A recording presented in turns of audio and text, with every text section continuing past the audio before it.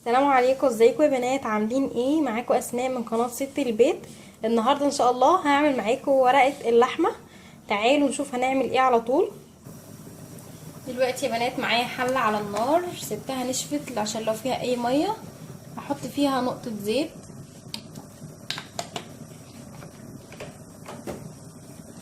هسيبها بس الزيت ده يسخن، وهحط فيها اللحمه بتاعتي. بصوا، انا بالنسبه لي يعني شوفوا الكميه دي كميه اللحمه اللي انا هستخدمها، مش اكتر من كده. بالنسبه لي ورقه اللحمه دي حاجه على قد الايد. يعني ايه؟ يعني بس احط اللحمه معاها.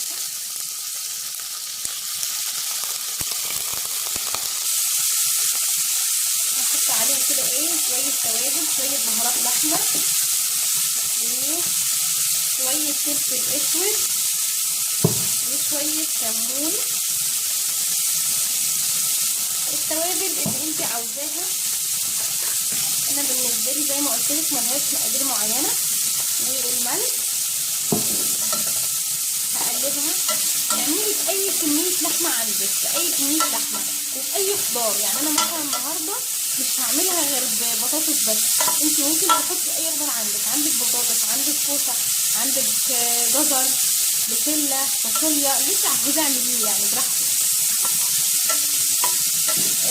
دلوقتي انا هشوح اللحمه، وبعدين هوريكم هعمل ايه. طبعا ما تنسوش اني حطيت مع اللحمه وهي بتتشوح التوابل والملح. معايا هنا بقى ايه صينيه حطيت فيها ورقه ألمونيا اهي. هجيب ورقه تانية حطيتها دي، حطها كده. هجيب دي احطها عكسها كده كده.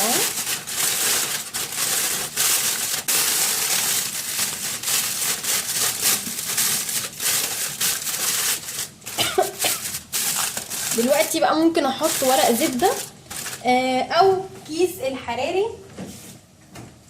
انا بصراحه عندي الكيس الحراري وعاوزه الاكله تستوي بسرعه، فهستخدم الكيس الحراري معايا. انا كنت قلت لكم على الكيس الحراري في الفيديو بتاع البط المشوي في الفرن بالبصل. هو ممتاز، وكان في ناس بتسال هل هو صحي ولا لا. ايوه هو صحي ومعد صحيا للاستخدام.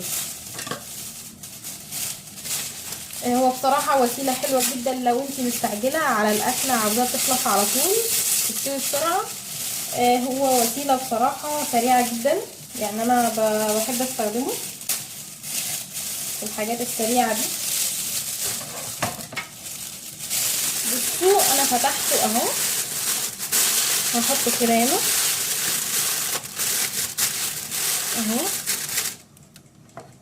هحط بقى معايا بطاطس مقطعاها صغير كده. ممكن انتي تقطعيها اي حاجه انت عايزاه، تقطعيها شرايح مثلا. معايا كمان بصله، ومعايا فلفل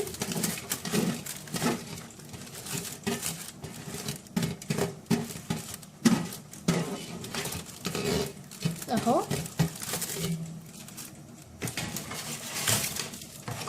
ومعايا اللحمه. هجيب اللحمه اهي بعد ما شوحتها. طبعا انا شوحتها بس عشان تديني طعم مش اكتر، يعني طعم احلى اهو. بس ممكن دي تعمليها نيه لو انت عاوزه كده، ممكن تعمليها نيه لو انت مستعجله يعني اهو. تمام. طيب هحط ايه تاني؟ هحط بقى دلوقتي التوابل. معلقه صغيره من البهارات، ومعلقه صغيره من الفلفل الاسود، يعني صغيره اهو. معلقه صغيره من الكمون، حبه، وملح طبعا حسب الرغبه. هقلب كل ده كده مع بعضيه. شوفوا البصل على فكره انا مقطعاه شرايح جوليان كده اهو. طبعا الفلفل الاخضر انت ممكن تحطيه تعملي رومي او تعملي فلفل حامي براحتك. انا هقلب بس كويس. الاكله دي بتبقى تحفه فظيعه، طعمها حلو جدا.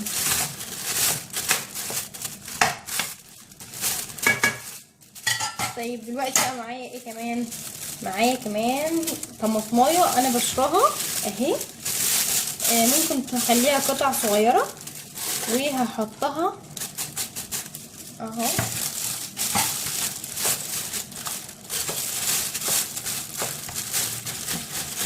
عاوزه احط ايه كمان؟ هحط كمان شويه ميه اهو. انا جبت شويه كده في الطبق اهو اللي كان فيه الطماطم، واحط كده عشان بس ايه اتاكد انها ما تتحرقش وتستوي وكله يبقى زي الفل. انا مش بحب الاكله دي، مش بحبها يعني ناشفه تماما من ايه من الميه او من الشوربه.